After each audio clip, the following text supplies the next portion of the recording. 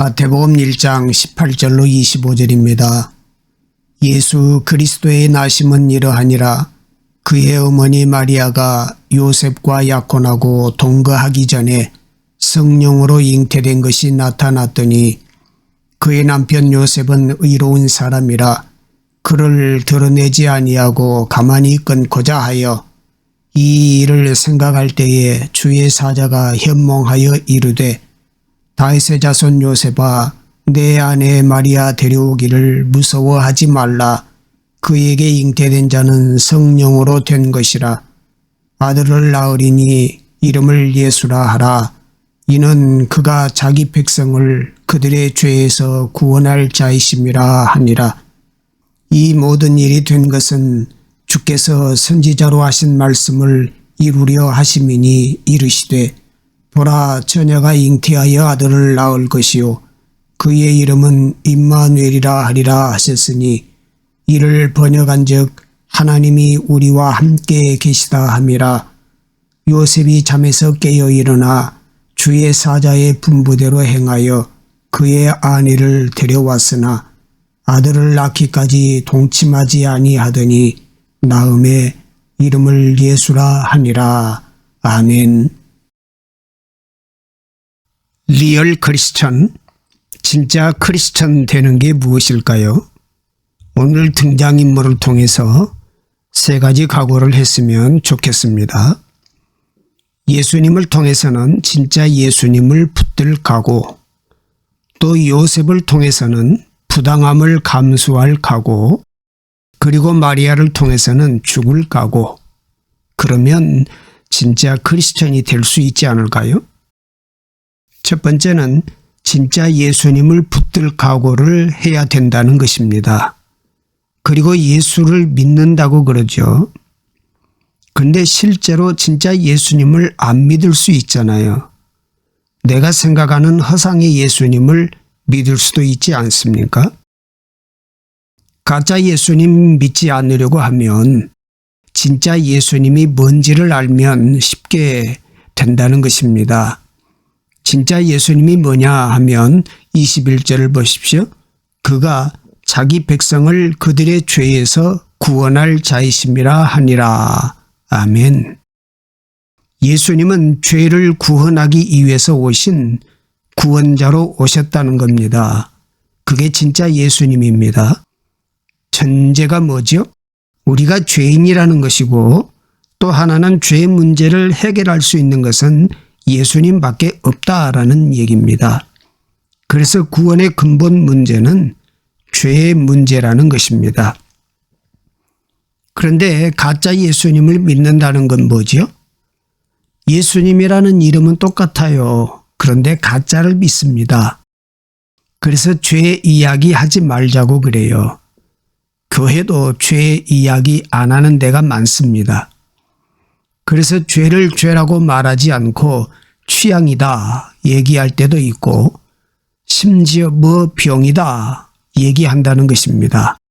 그거 가짜 예수님을 믿는 것입니다. 또 지옥을 얘기하지 않습니다.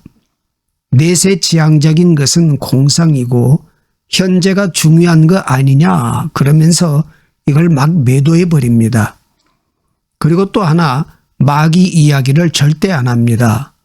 마귀가 어디 있냐 그러고 제발 현실적이 되자 이렇게 얘기를 합니다. 그래서 듣고 싶은 얘기만 듣고 싶어 해요.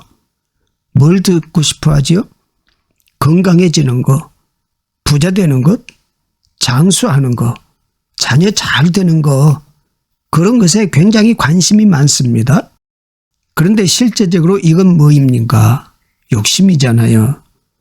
예수님 중심이 아닌 나 중심의 내 욕심을 채우려고 하는 것 아닙니까?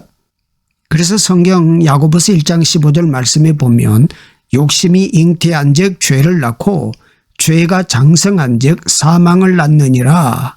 아멘. 욕심이 잉태해서 죄 낳고 죄가 사망 낳는다고 죽잖아요. 그런데 그게 예수님의 이름을 들먹이면서 사실은 가짜를 믿는 것이라는 거지요. 디모데후서 4장 3절에는 때가 이르리니 사람이 바른 교훈을 받지 아니하며 귀가 가려워서 자기의 사욕을 따를 스승을 많이 두고 이렇게 기록하고 있습니다.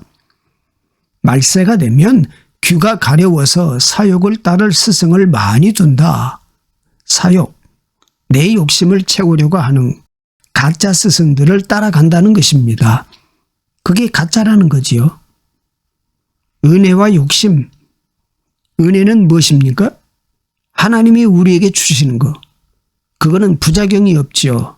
은혜는 하나님께서 주신 거지요. 그런데 욕심은 하나님이 주시지 않은 것을 원하는 것. 그러니까 부작용 투성이겠지요. 얻어도 망하는 것이 될 수밖에 없다라는 것입니다. 진짜 예수님 만나십시오. 진짜 예수님 만나서 참된 구원의 능력이 나타나는 믿음의 사람들 되시기를 원합니다.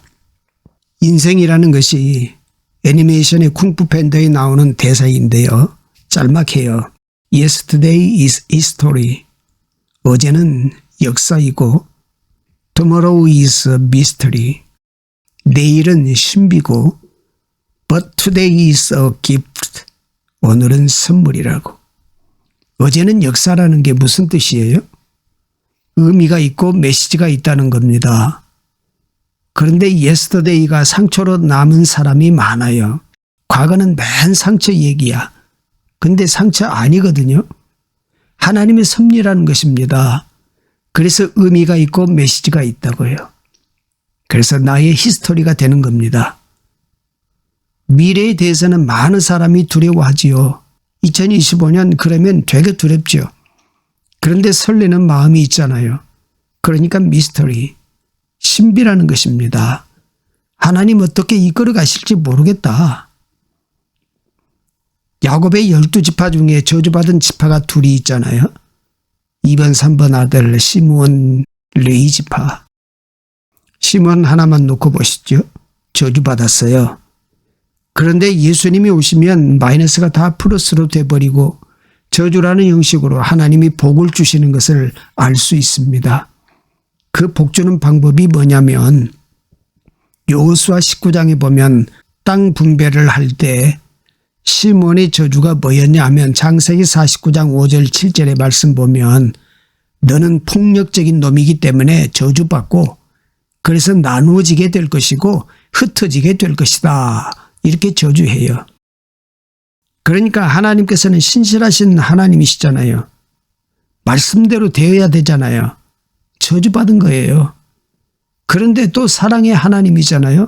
헷세대 하나님이시니까 그걸 어떻게 풀어주시죠? 십자가가 두 가지, 저주와 사랑을 품는 거잖아요. 하나님께서 유다 지파의 땅을 엄청나게 크게 주셨어요. 2배 이상. 그리고 시므온 지파는 유다 지파에 흡수되게 만들어 버렸어요. 그래서 두 지파가 먹고 살고도 남을 만한 넉넉한 땅을 주고 여러분 같으면 유다 지파 하고 싶어요? 시므온 지파 하고 싶어요? 유다 지파 하고 싶지요. 그래서 시므온 지파가 유다 지파에게 흡수되어 버렸어요. 그래서 유다 지파가 아주 큰 지파가 되었습니다. 그런 식으로 하나님께서 저주를 축복으로 변화시키는 방법이 있습니다. 그러니까 tomorrow is mystery. 신비지요. 미래 어떻게 변할지 모르는 거 아닙니까? 흡수되는 게 복이라는 것입니다. 예를 들면 태평양의 괌이라는 섬이 만약에 독립국이라고 그러면 별 볼 일 없는 나라 아니었습니까? 그런데 미국하고 합병이 되는 바람에 미국이 됐잖아요. 더 좋은 거 아닌가요? 필리핀은 미국의 51번째 주가 될 뻔도 했는데 싫다 그래서 안 했던 거잖아요.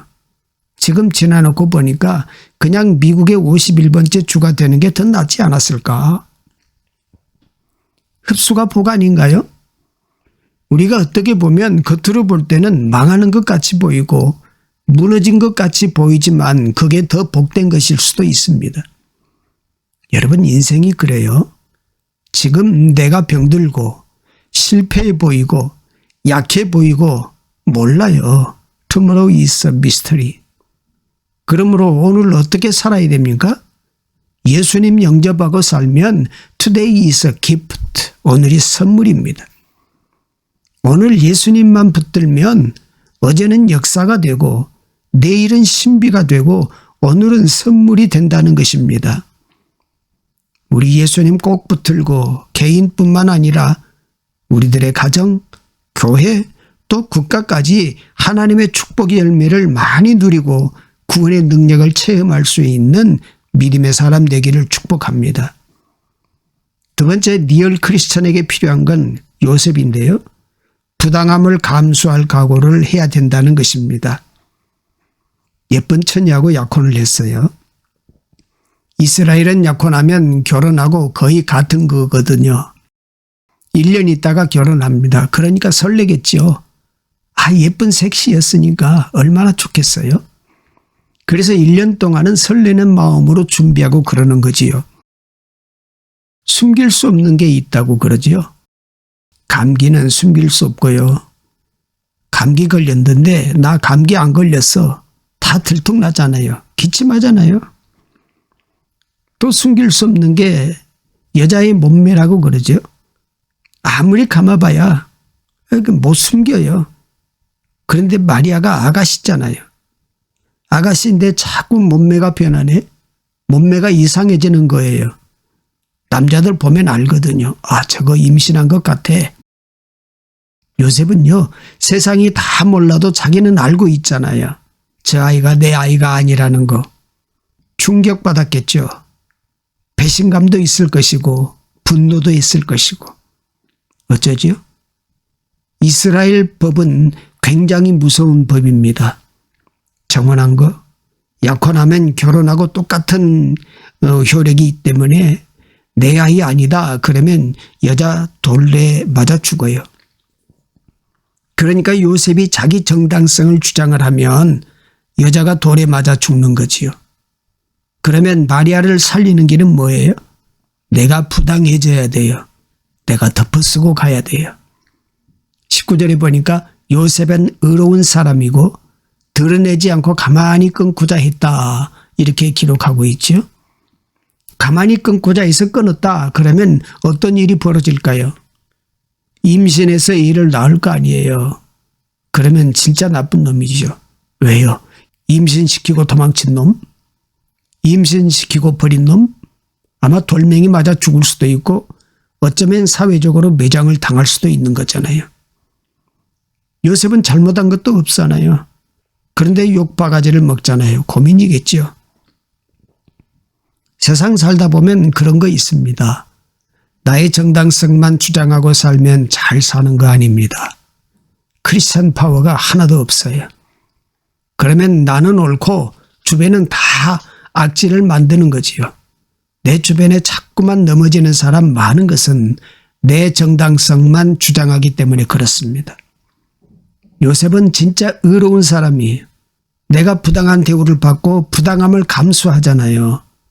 그래 죽으면 죽으리라 하면서 여자 살리는 쪽으로 가더라는 것입니다. 많은 크리스천들이 교회가 힘을 잃어버리는 이유가 뭐냐면 그냥 모든 힘을 가지고 내 정당성을 추구해. 나 옳다라는 거예요. 바리새인이 맨날 그렇게 살잖아요. 내 이미지 좋게 만들고 내 이미지가 중요하고 나의 결백 오해받지 않는 것. 그런데 진짜 예수님의 제자로 크리스찬으로 살아가다 보면 예수님도 그랬어요. 부당한 일도 해야 돼요. 부당한 대우도 받아야 되고 오해도 받아야 돼요. 누구 살리려 하면 오해받는 일이 얼마나 많은지 아십니까? 그 오해를 풀어주려고 하다 보면 나는 정당하고 그 사람 죽게 되는 거예요.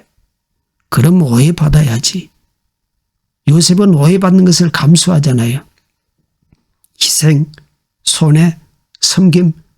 그래서 요셉의 길이 사실 예수님의 길인 것입니다. 여러분 예수 믿으면서 1년 내내 나는 부당한 대우를 받아본 적이 없어. 나는 그냥 정당하고 정정당당해. 그러면 잘 믿는 거 아닙니다. 그러니까 영혼 구원이 없고요. 영향력이 없고요. 자기를 부인하고 자기 십자가를 지라는 게 뭐 다른 건지 아십니까? 좀 오해받아도 참 그런 거예요. 억울해도 좀 참어. 네가 죽으면 누가 살 수 있다. 그러면 좀 죽으면 안 되겠니? 예수님의 말씀이 그거라고요. 그게 리얼 크리스천입니다. 우리 크리스천들은 이용당하는 것입니다. 우리가 얼마나 예수님을 이용합니까? 예수님 이용해서 죄 사함 받고, 예수님 이용해서 죽음도 면하고 부활하고, 예수님 이용해 가지고 수렁에서도 건짐받고, 예수님 기꺼이 이용당하셨잖아요.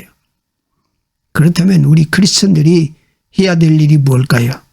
잘 산다는, 좋은 사람이 된다는 것은 사랑받고 칭찬 듣고 존경받고 그런 게 아니고 이용당하는 것입니다.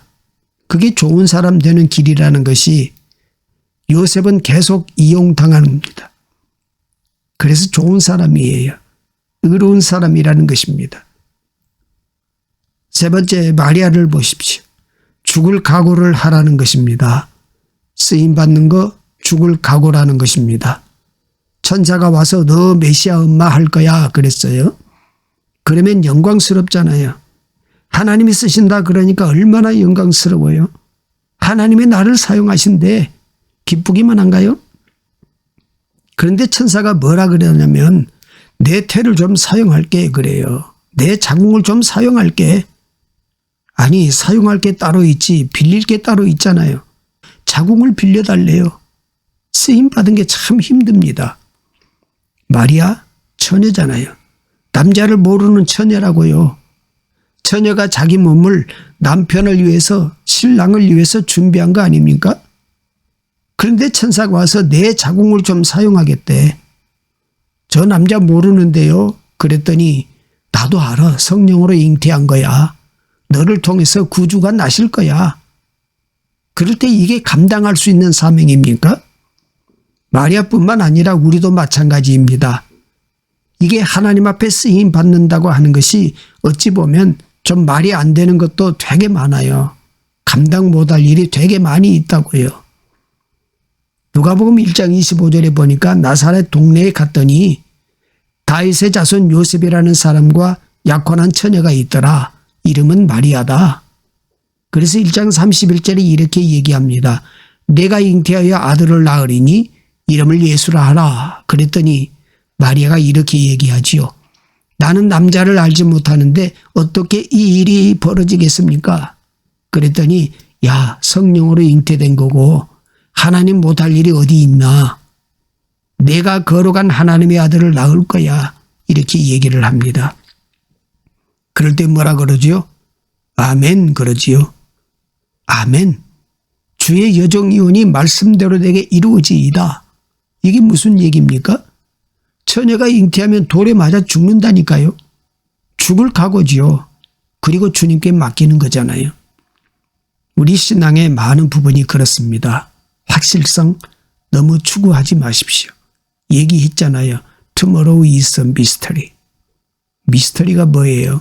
신비롭다는 것은 확실한 게 아니거든요. 설레는 거예요. 하나님이 선한 길로 이끄신다는 걸 믿고 설레는 거지 확실한 건 아니라고요.